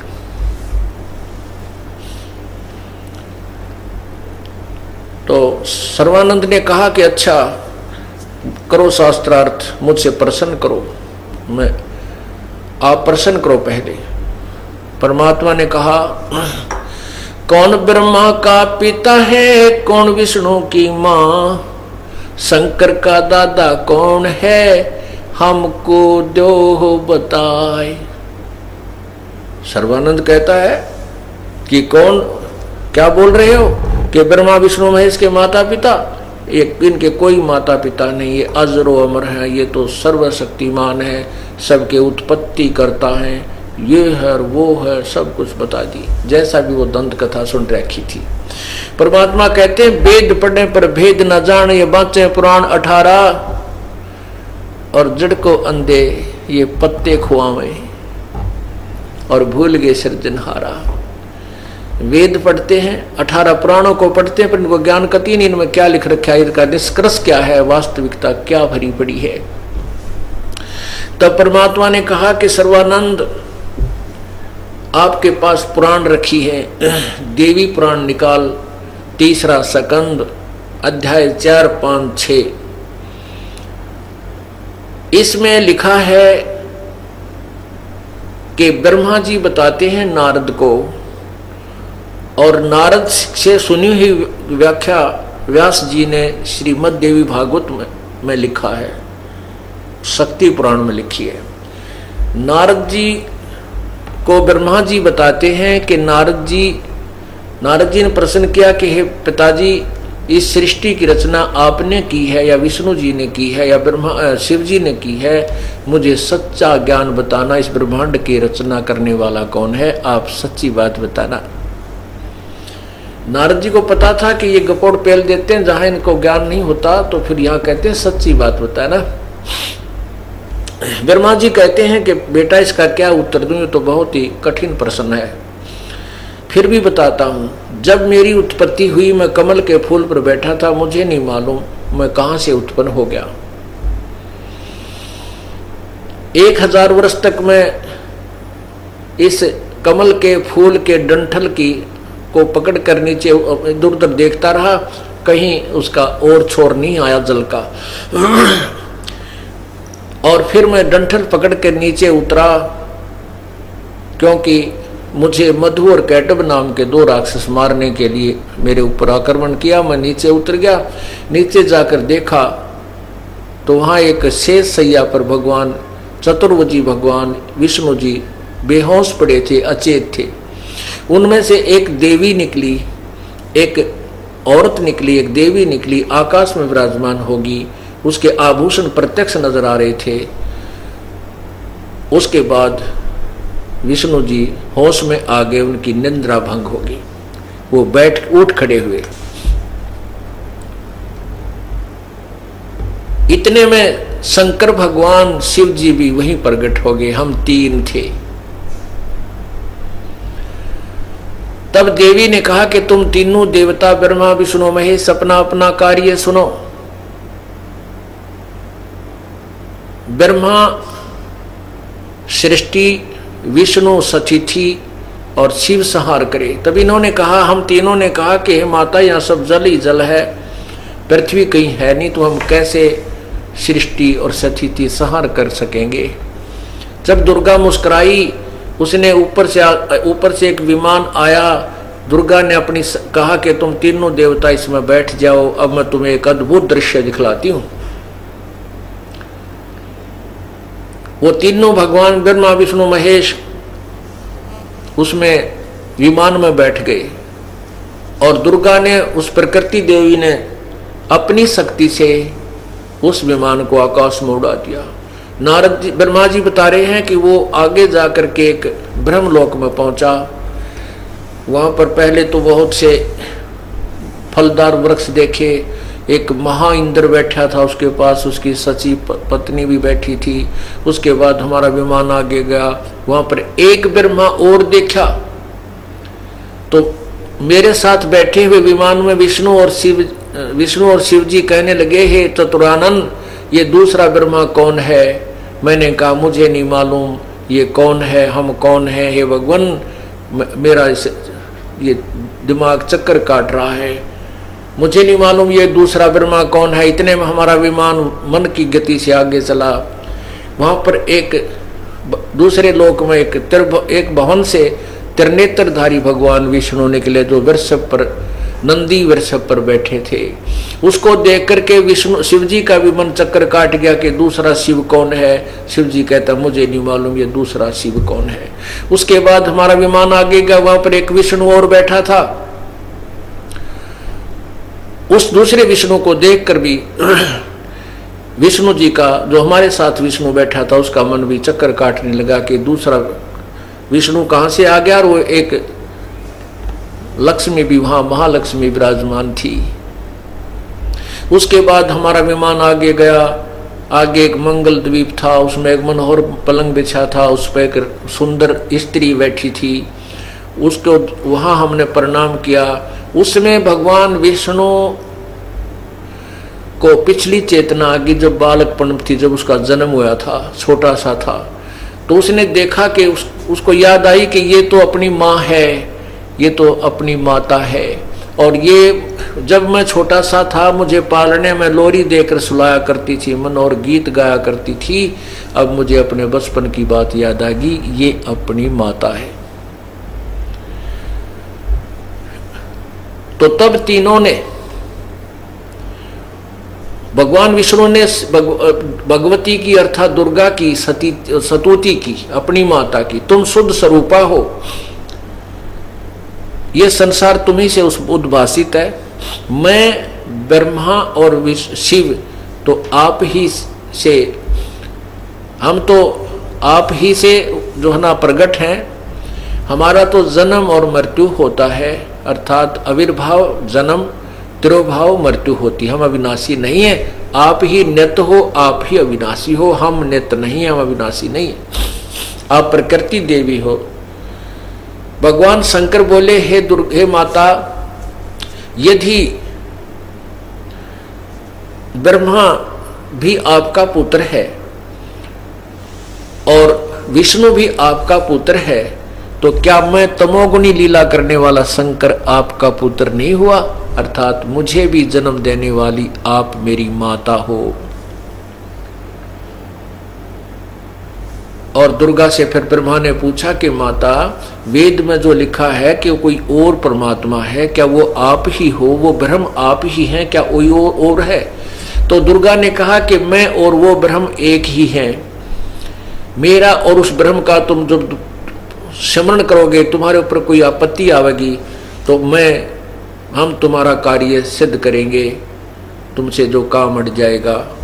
तो पुण्यात्माओं, इससे क्या सिद्ध हुआ कि ब्रह्मा विष्णु महेश नाशवान है, इनका जन्म होता है, मृत्यु होती है, ये अविनाशी नहीं है।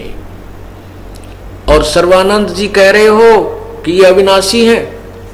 आप कहां से लाए ये ज्ञान? ये लोक वेद दंत कथा सुना कर तुम गुमराह कर रहे हो। परमात्मा ने पूरी डट के ये कथा सुना दी। अब उस समय इन नकली गुरुओं को, विद्वानों को एक यही दाव लगा रहा कि ये संस्कृत में शास्त्र थे, हिंदी अनुवाद इन्होंने नहीं किया। इसलिए नहीं किया था कि कहीं दुनिया को पता ना लग जाए और तुम्हारी रोजी रोटी समाप्त हो जाए। अब सर्वानंद ने वही देवी भागवत महापुराण निकाली, तीसरा संगत पढ़ कर देखा, उसमें स्पष्ट लिखा था, संस्कृत में स्पष्ट लिखा था। अब उसने सोचा इना तो ये श्रद्धालु कोई शिक्षित है जो श्रोतागण बैठे, और कबीर जी की कौन मानेगा इस बात को? तो वो कहता नहीं, ये झूठ बोलता है ये जुलाहा, मैं काशी विद्यापीठ से पढ़ा हूँ, मैं संस्कृत का विद्वान हूँ, ये अशिक्षित है, इसको अक्षर ज्ञान नहीं है, ये झूठ बोल रहा है, इसकी बातों में मत आना। और ये कथा ना सुनाकर, विष्णु श्री दुर्गा पुराण ना सुना करके कोई और ही संस्कृत में पता नहीं कौन से श्लोक सुनाने शुरू कर दिए। संस्कृत बोलता रहा, पता नहीं बेतुकी बातें कहीं की कहीं सुनाने लग गया, संस्कृत बोल रहा है। तो सभी श्रोतागण जो अशिक्षित जुलाहे बैठे थे, उन्होंने सर्वानंद को की प्रशंसा कर दी, हथेली पीट दिया, हो जय हो। तो हथेली पीट कर ताली बजा करके उसको विजयी घोषित कर दिया कि सर्वानंद विजयी हुआ। जबकि उन श्रोताओं को कुछ भी समझ में नहीं आ रहा था सर्वानंद संस्कृत में बोल क्या रहा है। एक समय तो परमात्मा कहने लगे, भाई ठीक है सर्वानंद, आप जीत गए, मैं हार गया। अब ये सभी आपकी प्रशंसा कर रहे हैं और आप जीतते, मैं हारा। पुण्यात्माओं, ये तो वो कहानी होगी, एक किसान का बेटा छठी सातवीं कक्षा में पढ़ा करता, और उस समय अंग्रेजी जो है छठी क्लास में लगा करती थी। सातवीं में बस इतना संस्कृत इंग्लिश याद हो जाती थी, एक आधी छुट्टी की प्रार्थना पत्र, एक आधा माई बेस्ट फ्रेंड या स्कूल का 5-4 लाइनों का ऐसे अर्थात प्रस्ताव याद कर सकता था। तो एक दिन वो लड़का अपने पिता किसान के साथ बैलगाड़ी में बैठा हुआ खेतों की ओर जा रहा था। सामने से एक अंग्रेज अधिकारी की गाड़ी आ गई, वो रास्ता भूल रहा था। उसने उस गाड़ी वालों से अंग्रेजी में पूछा कि मुझे इस गांव जाना है, क्या मैं ठीक जा रहा हूं, उस गांव का रास्ता ये ठीक है या नहीं, इंग्लिश में पूछा उसने। अब वो लड़का जो है अंग्रेजी में प्रस्ताव याद करता था, कभी अंग्रेजी पढ़ कर सुनाता था, तो पिताजी बड़ा गदगद हुआ करता, मेरा बेटा अंग्रेजी बोलना सीख गया। तो तब वो किसान कहता है कि बेटा ये अंग्रेज के अपने आप को अंडी समझ रहा है, ये के चौड़ दिखावा अंग्रेजी बोल के, तो भी तो सुना दे 2 बात अंग्रेजी में इसको बोल के, और पता लग जाएगा हम भी हिंदुस्तानी नरे इंग्लिश के अनभिज नहीं है। तो उस लड़के ने कहा कि अभी ले पिताजी। उस लड़के ने छुट्टी के लिए प्रार्थना पत्र अंग्रेजी में वो बीमारी के एक छुट्टी के लिए प्रार्थना पत्र सुना दिया। To the head master, I am sick today, I can not come to school, please grant me 1 day leave, I shall be thankful to you, अपना नाम लिख दिया सच एंड सच। तो अंग्रेज ने सोचा, देख बुद्धू, पूछो मत गांव का रास्ता बताओ, सुनाओ मैंने छुट्टी के लिए प्रार्थना पत्र। अच्छे मूर्ख तो फंसा, माथे में हाथ मार के और अपनी गाड़ी ने साइड तक कर चलता बढ़ा। अब उसके किसान पिता ने अपने पुत्र की कमर थपथपाई, वाह बेटा आज तेने अंग्रेजी बोल के अंग्रेज हरा दिया, पराजित कर दिया, भाज गया छोड़कर मैदान को। तब वो लड़का कहता, पिताजी अभी तो माई बेस्ट फ्रेंड और याद था, वो सुन लेता तो गाड़ी छोड़ के भाग जाता। कहने का भाव ये है कि वो तो उनको मत्थे में हाथ मारा कि देख किसी बुद्धवंत पाला पड़ा, पूछो गांव का रास्ता सुना वह सीख ली। और तो इसी प्रकार परमात्मा पूछ तो ये रहे थे कि पुराणों में ऐसा लिखा है कि ब्रह्मा विष्णु महेश नासवान है, अविनाशी नहीं है, इनके माता पिता हैं, दुर्गा इनकी माता है और पिता इनका ज्योति निरंजन है। अब वो सर्वानंद ने सुना दी वह सिकली और प्रशंसा कर दी उन अशिक्षित श्रोताओं ने, और में विजयी कर दिया वो अज्ञानी सर्वानंद। परमात्मा बोले भाई ठीक है, लिखवा ले के लिखवाना तने, ठीक है आप जाइए, मैं हार गया तो जीत गया। पर सर्वानंद बोला ऐसा नहीं, मेरी माँ ने कहा कि लिखवा के लाना उससे। परमात्मा बोले भाई लिख ले तू, मैं तो अशिक्षित हो, मैं अपना अंगूठा कर दूंगा। अब सर्वानंद ने लिख लिया कि शास्त्रार्थ में कबीर पराजित हुआ, सर्वानंद विजयी हुआ और परमेश्वर का अंगूठा लगवा लिया। अब घर पे चला गया। माता ने पूछा, आ गया बेटा? कहाँ माता जी? और क्या? उसने जाते हार मान ली मेरे तय, दो बात भी ना कर सका मेरे सामने कि भाई ठीक है फिर कुछ प्रमाण दिखाओ, कोई प्रूफ दे। तो उसने पढ़ के सुनाने लगा कि सुन माता जी, लिखा है कि शास्त्रार्थ में कबीर विजयी हुआ और सर्वानंद पराजित हुआ है। वो फिर पढ़ने लगा है। माता बोली रे तू तो हार का है भाई, तो हार के आया है, खुद पढ़ के सुनाने लग रहा।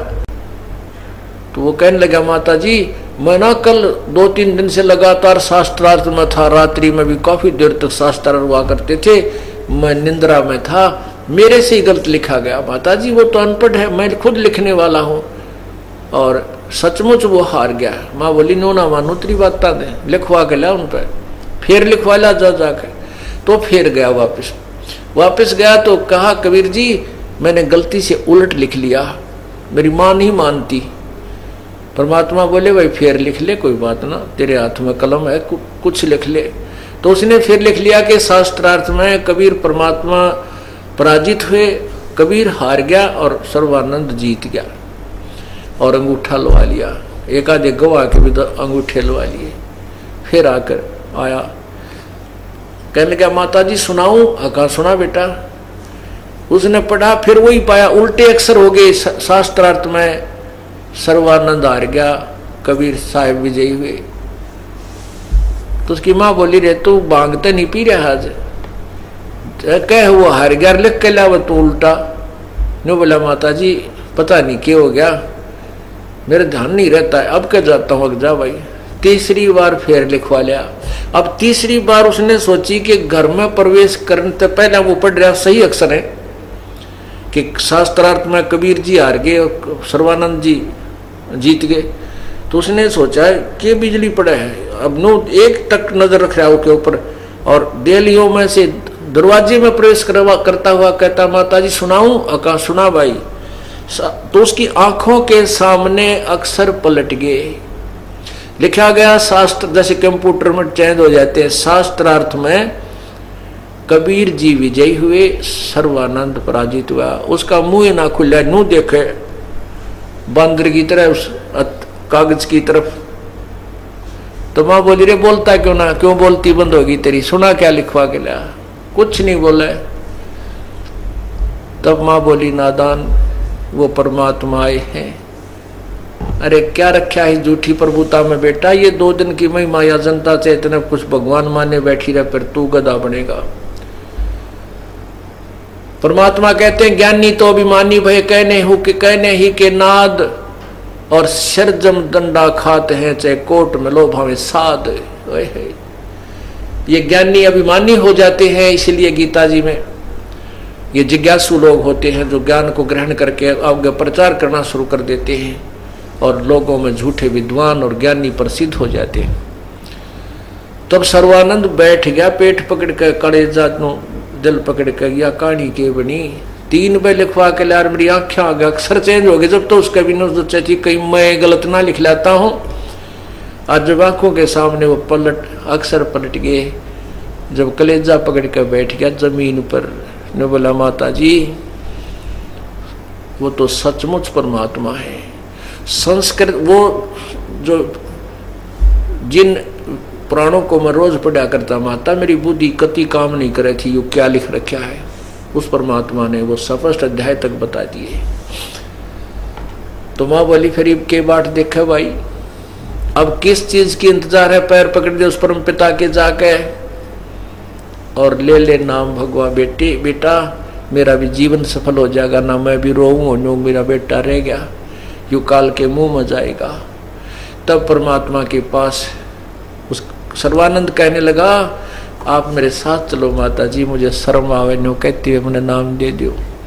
ने बोली रे अब भी शर्म की गठड़ी बांध रहा तू, चरणा में पड़ जा नादान, कति कर्म बिगाड़ देगा नहीं तय। तब सर्वानंद की माता जी उसके साथ गई और फिर उनसे उपदेश दिलाया। अब सर्वानंद जी अब और ब्राह्मणों को और जनता को समझाने लगा, कहने लगा भाई ऐसे ब्रह्मा विष्णु महेश नासवान है, अविनाशी नहीं है, पूर्ण परमात्मा कोई और है, तो वो कोई ना सुने। सर्वानंद का डले मारे नो का पागल हो गया, ब्राह्मणों का ऐसी बकवाद करे, इसकी बात मत सुनिए, यू जुल्हे का चेला हो गया है, ये तो जात तक निकाल दो, इसको ये कर दो।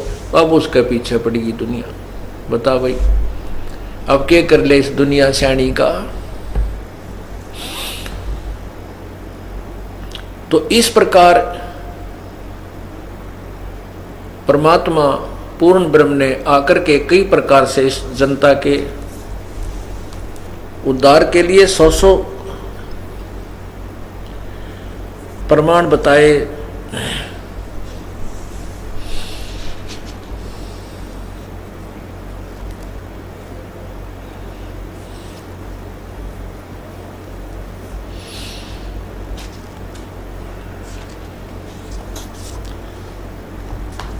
अब आपको थोड़ी सी वाणी सुनाते हैं परमात्मा की।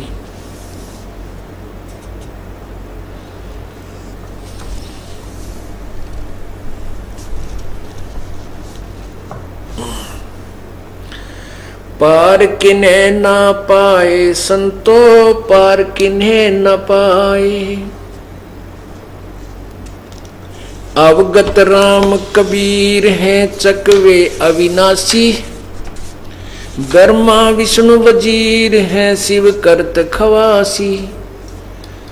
अब सर्वानंद को परमात्मा समझाने लगे कि बेटा जिस ब्रह्मा विष्णु महेश को आप पूर्ण परमात्मा समझते थे वो पूर्ण नहीं है, और वो पूर्ण शक्ति कबीर परमेश्वर के विषय में उसकी ही जो है ना नौकरी करते हैं, उसके अधीन है। अब आदरणीय गरीबदास साहिब जी कबीर परमेश्वर की महिमा सुनाते हैं।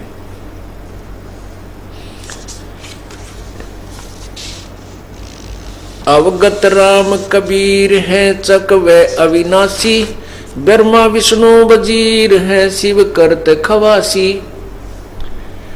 इंद्र कोट अनंत हैं जाके प्रतिहारा, वर्ण कुबेर धर्मराय ठाडे दरबारा, 33 कोट देवता ऋषि से 88, वैष्णो कोट अनंत हैं गुण गावे राशि। नौ योगेश्वर नाद भर 33 पूरे सुर पूरे शंखा सनकादिक संकीत हैं अब चल गढ़ बंका शेष गणेश और सरस्वती और लक्ष्मी गौरा शेष गणेश और सरस्वती लक्ष्मी राजें श्यावत्री गौरा रटे गण शंख विराजें अंत कोट मुनिषाद हैं गण गंधर्व ज्ञानी अर्प्य पिंड और प्राण को जा शंखों दानी सावत सूर अनंत है कुछ गिनती नाही जति सती और शीलवंत लीला गुण गाही चंद सूरज बिनती करें वो तारा गण ठाडे 5 तत्व हाजिर खड़े उकमी दर ठाडे तीर्थ कोट अनंत है और नदी विहंगा 18 भारतों को रटे जल पवन तरंगा अष्टकुली पर्वत रटे सब अंबर ध्याना मैताब अग्नि ज्वाकू जपे साहेब रहमाना अरस कुरस पर सेज है तन तबक तिराजी एक पलक में करत है वो राज विराजी अलख बिनानी कबीर को रंग खूब चवाया एक पानी की बूंद से संसार बनाया अनंत कोट ब्रह्मांड है कुछ वार न पारा 184 खान का तू सिरजनहारा सूक्ष्म रूप स्वरूप है बहुरंग बिनानी गरीबदास के मुकुट में वो हाजिर परवानी। अब क्या बताते हैं परमात्मा कहते हैं कि सत भक्ति में देर ना करो काल करे सो आज करे भाई आज करे सो अब पल में प्रलय हो जाएगी फिर करेंगे कब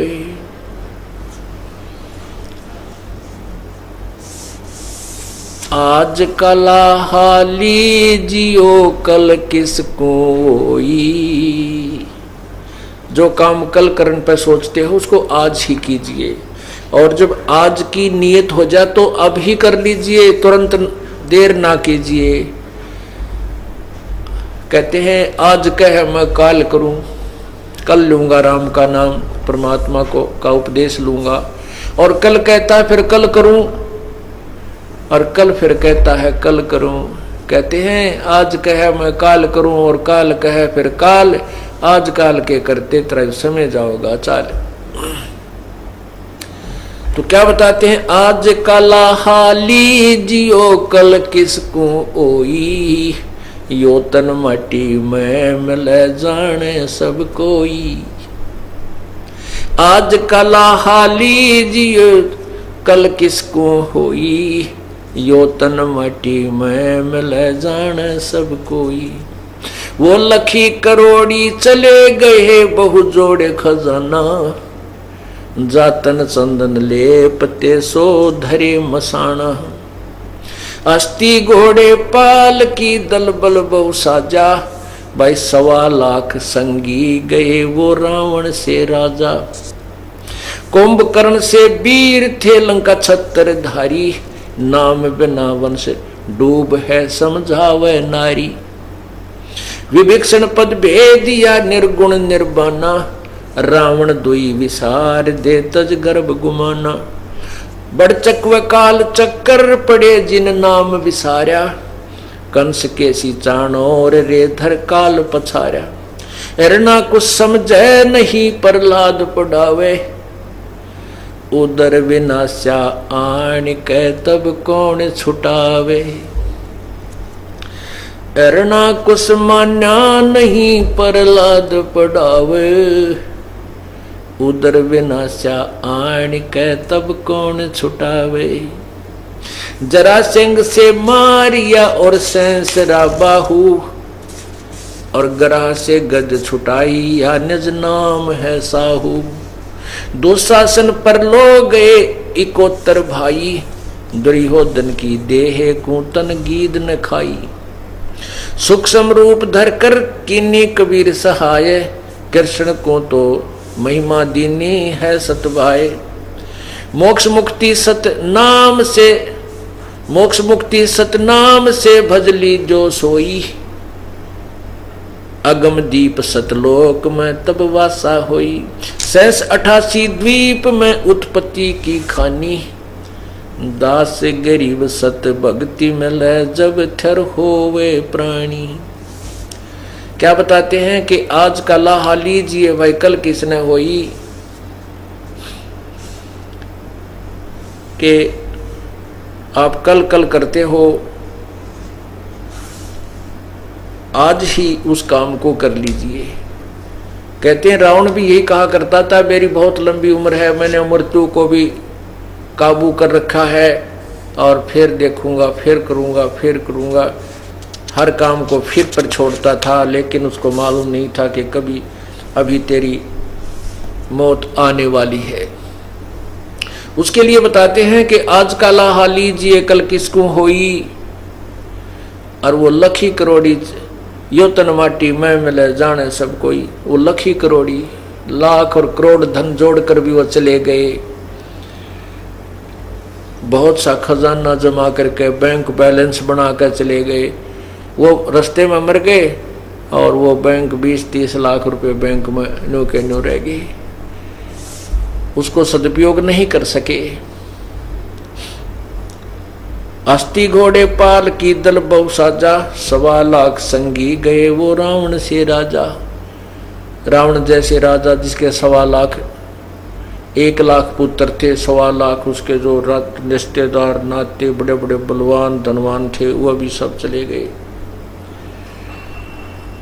अब क्या बताते हैं कि मंदोदरी जी रावण को समझाया करती थी कि आप इस ब्रह्मा विष्णु महेश की साधना त्याग के हमारे गुरुदेव से, क्योंकि मंदोदरी जी ने कबीर परमात्मा का नाम ले लिया था। उस समय परमात्मा करुणा में इस मुनिंदर नाम से आए हुए थे और मंदोदरी ने यो ज्ञान समझ लिया था। वो रावण को समझाया करती थी, परंतु रावण के मन में समझ में आई को ना। तो यह कहते हैं कि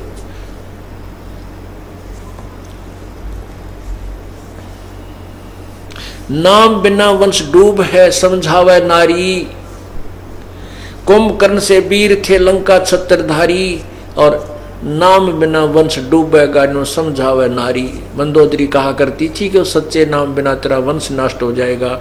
रावण तो मान जा मेरी बात, कबीर परमात्मा अर्थात मुनिंदर जी से उपदेश ले ले, लेकिन रावण नहीं माना। अब कहते हैं विभीषण पद भेद या निर्गुण निर्वाणा। विभीषण ने कबीर परमात्मा अर्थात मुनिंदर जी की बात को स्वीकार कर लिया था। मंदोदरी और विभीषण ने मुनिंदर जी अर्थात कबीर परमेश्वर के ज्ञान को स्वीकार करके नाम ले लिया था। वो दोनों समझा रहे हैं रावण को, कहते हैं विभीषण पद भेद या निर्गुण निर्वाणा, रावण दुई विसार दे तज गर्भ गुमाना। रावण तो छोड़ दे इस अभिमान को और आजा शरण परमात्मा की, तेरा जीवन बच जाएगा। बड़े चक्कर काल चकवे पड़े, बड़े चकवे काल चक्कर पड़े जिन नाम विसारा। बड़े बड़े चक्रवर्ती राजा भी काल के जाल में फंस गए, पूरी पृथ्वी के राजा भी नष्ट हो गए जिन्होंने परमात्मा को याद नहीं किया। अर्थात वो अपना कर्म भोग करके, राज भोग करके मृत्यु को प्राप्त हुए, फिर 83 लाख योनियों में गधे और कुत्ते बने। परमात्मा कहते हैं कि एक हरि के नाम बिना ये राजा रसब हो, और माटी लदे कुम्हार कभी घास ना नी रखो। जो राजा परमात्मा का नाम नहीं लेता, सतभक्ति नहीं करता, वो अंत में कहते पशु, फिर मृत्यु के उपरांत गधा बनता है और बहुत दुर्गति अर्थात 184 योनियों में प्राणियों के शरीरों में वो महाकष्ट उठाता है।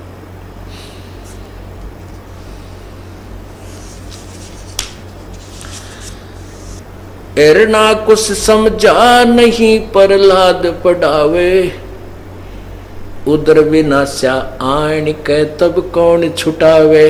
कहते हैं अब जैसे इस दास के साथ संघर्ष चल रहा है, वही संघर्ष प्रहलाद और हिरण्यकशिपु पिता पुत्र में शुरू हुआ।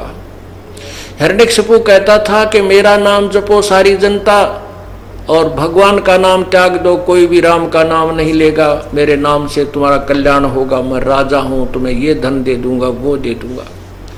प्रहलाद कहता था, नहीं पिताजी, आप गुमराह कर रहे हो जनता को, परमात्मा के नाम के जाप से ही आत्मा का कल्याण संभव है। इसी बात पर पिता पुत्र में ठनगी।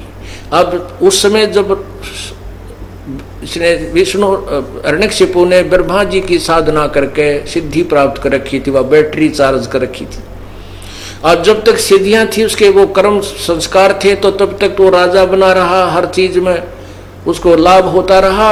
और प्रहलाद उसको समझाता रहा, प्रहलाद के साथ वो ज्यादा ही बदतमीजी करता रहा, उसको बहुत यातनाएं देता रहा कि तू मत ये मेरा विरोध कर, तू तेरे को मरवाने के लिए बहुत प्रयत्न किए।